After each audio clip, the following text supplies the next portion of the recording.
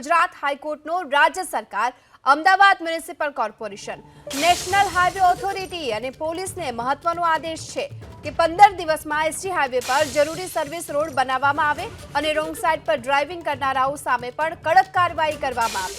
આ સાથોસાથ હેલ્મેટના નિયમોનું ચુસ્ત પાલન ફરજિયાતપણે કરાવવામાં આવે।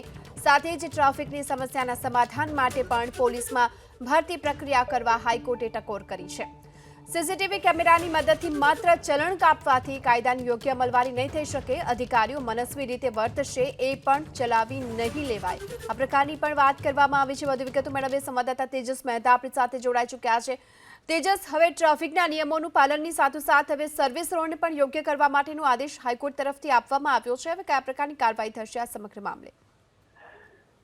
ગીતા, સૌથી મહત્વનો આદેશ એ છે કે જે સરખેજ ગાંધીનગર હાઈવે છે, જે કુલ 18 કિલોમીટર વૈષ્ણોદેવી સર્કલથી સરખેજ સુધીનો છે, તે જગ્યાએ વૈષ્ણોદેવી સર્કલથી લઈ અને ગુજરાત હાઈકોર્ટ સુધીનો જે રસ્તો છે ત્યાં જે સર્વિસ રોડ છે તે ઉપલબ્ધ જ નથી। તે પ્રકારની રજૂઆત આજે કોર્ટમાં કરવામાં આવી હતી। સર્વિસ રોડની ઉપલબ્ધિ ન હોવાના કારણે જે નવા કન્સ્ટ્રક્શન થઈ રહ્યા છે તેના વાહનોની અવરજવર રોંગ સાઈડ ઉપર થતી હોય છે અને આવા કન્સ્ટ્રક્શન્સના કારણે પણ અકસ્માતો રહેતો હોય છે। રજૂઆત કરવામાં આવી।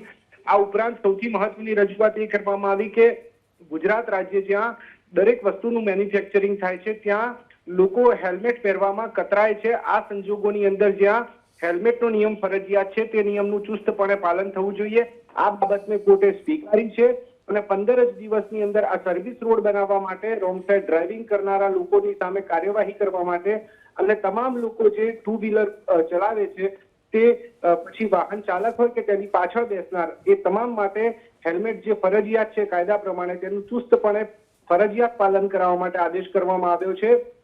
આનો સીધો અર્થ એ છે કે હવેથી ટ્રાફિક પોલીસમાં જ્યાં ભરતી પ્રક્રિયાનો ઉણપનો જે વિષય હતો તે પણ કોર્ટે સ્પષ્ટ કર્યું કે ભરતી પ્રક્રિયા કરવામાં આવે અને ટ્રાફિક નિયમન માટે જે પણ જરૂરી પાસાઓ છે તે તમામની બાબતે રાજ્ય સરકાર યોગ્ય રીતે જરૂરી કાર્યવાહી તુરંત કરે તે પ્રકારના આદેશ કરવામાં આવ્યા છે। 15 દિવસની અંદર આ તમામ કાર્યવાહી પૂર્ણ કરી અને જે પણ રિપોર્ટ છે તે કોર્ટ સમક્ષ મૂકવામાં આવે।